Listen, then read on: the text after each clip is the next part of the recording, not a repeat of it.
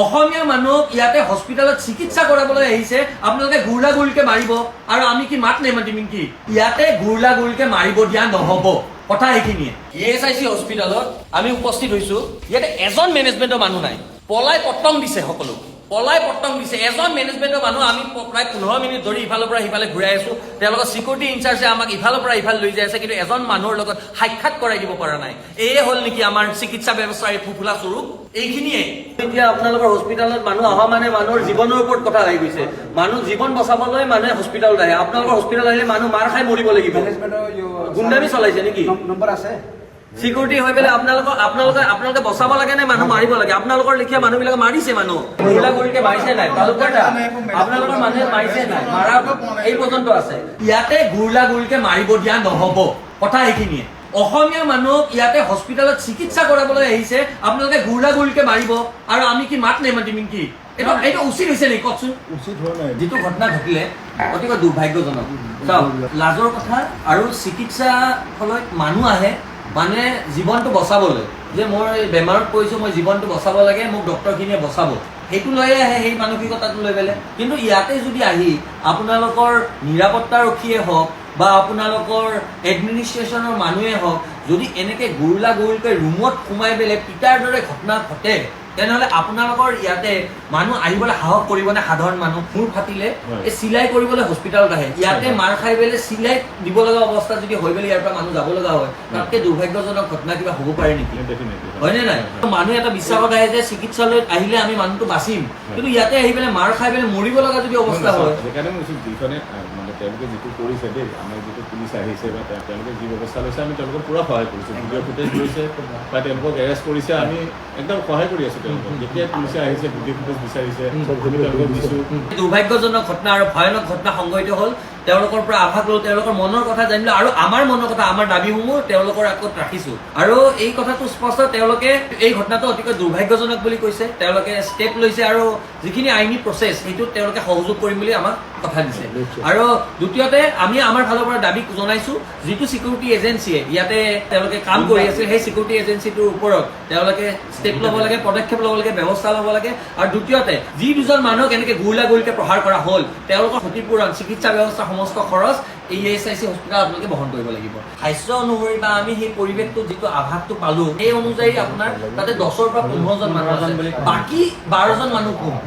আমাক সেইটো লাগে। সেই ৰুমটোত যে গুৰলা গুৰিকে মৰা হয়, 3জন মানুহে মৰা নাই, সেইটো কথা স্পষ্ট। আমি গোটেইখিনি ফুটেজ তেওঁলোকে যেনেকৈ বিচাৰিছে, বশিষ্ঠ থানাৰ পৰা আহিছিলে, আমি গোটেই ফুটেজবিলাক পাতিছোঁ। আমি বশিষ্ঠ থানাৰ লগত তেওঁলোকে এনকুৱাৰী কৰি যদি আৰু কাৰোবাক হেৰি কৰিব খোজে, আমি গোটেই ডেফিনেটলি সহায় কৰিম। আৰু এই যে গ্ৰুপ 5 নামৰ আপোনালোকৰ এজেঞ্চিটো, যাৰ কাৰণে আজি এই গোটেই ঘটনাটো সংঘটিত হ'ল, এওঁলোকৰ ওপৰত আপোনালোকে কেনেকুৱা ধৰণৰ কি পদক্ষেপ? তেওঁলোকে আমাৰ এডমিনিষ্ট্ৰেশ্যনে কালি অলৰেডি তেওঁলোকক জনাই দিছে, তেওঁলোকৰ মালিকজন দাবী কৰিছে তেওঁ বাহিৰত আছে বুলি কৈছে। এতিয়া তেওঁ কৈছে অহাৰ লগে লগে আহিব। এতিয়া আমাৰ ডেফিনেটলি অলৰেডি আমাৰ ফালৰ পৰা এটা ডিমাণ্ড হ'ল যে গ্ৰুপ 5ৰ গোটেই সেইটো বস্তুটো আপুনি চেঞ্জ কৰক। গ্ৰুপ 5টো আপোনালোকে চেঞ্জ কৰিব লাগে। 100% দিম। গ্ৰুপ 5ৰ লগত আপোনালোকে যিটো চুক্তিত সেই হৈ আছে, সেই বস্তুটো বদনাম এটা হৈছে, গম পাই নে?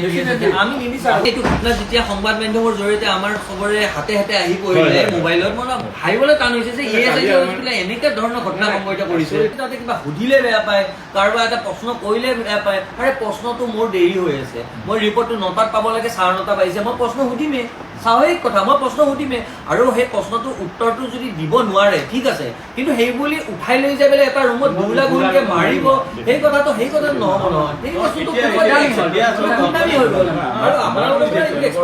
আমি বিচাৰিছোঁ পোনপ্ৰথমে এই যোনজন কলিতা উপাধিৰ এই মানুহ দুজনক আপোনালোকে ক্ষতিপূৰণ দিব লাগিব আৰু চিকিৎসা ব্যৱস্থা সমস্ত খৰচ আপোনালোকে বহন কৰিব লাগিব। দ্বিতীয় কথা হ'ল, যিটো এজেঞ্চিৰ পৰা এই কাজিয়াখন সংঘটিত হ'ল, সেই এজেঞ্চিটোক ইয়াৰ পৰা অনতিপলমে আপোনালোকে বিদায় দিব লাগিব।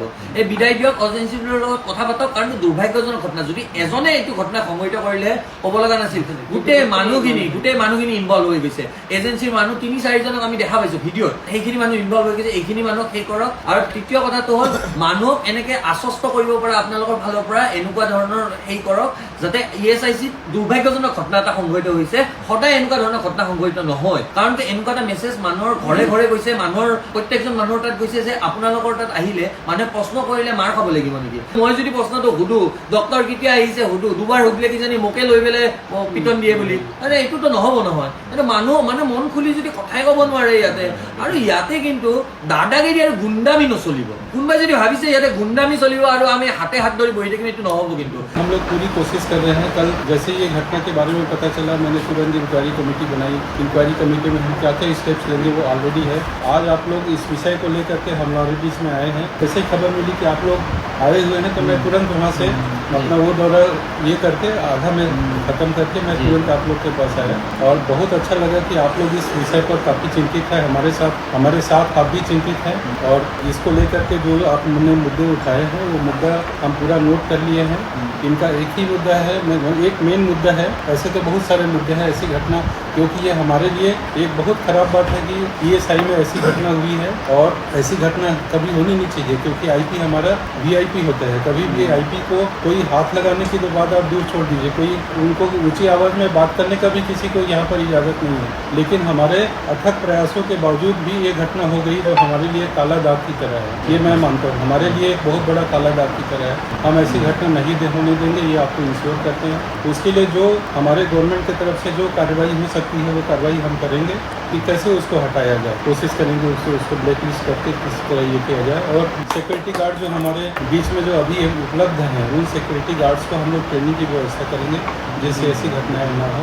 और हम लोग आप लोगों से भी हाथ जोड़ के रिक्वेस्ट कर रहे हैं मेरे बिहाफ में आपको रिक्वेस्ट कर रहा हूँ कि आप भी अपनी तरफ से ये घटना के बारे में जो गलत धारणाएं जो जा रही हैं उनको थोड़ा सा आप भी दूर करने का कोशिश करिए। ऐसा करता हूँ कि हमारा जो IP जहाँ कहीं भी अभी जो हमको खबर मिला है कि शायद GMC में है ना जो हमारा GMC में है तो वो जल्दी से जल्दी स्वस्थ हो उसकी कामना करता हूँ। बाकी आप लोग आए और आप लोगों ने अपना ये जो दुख व्यक्त किया हमारे सामने इसके लिए हम आपके काफ़ी आभारी हैं और आप भी हमारे साथ जुड़े हुए हैं। इस बात ये बात जानकर काफ़ी खुशी हुई।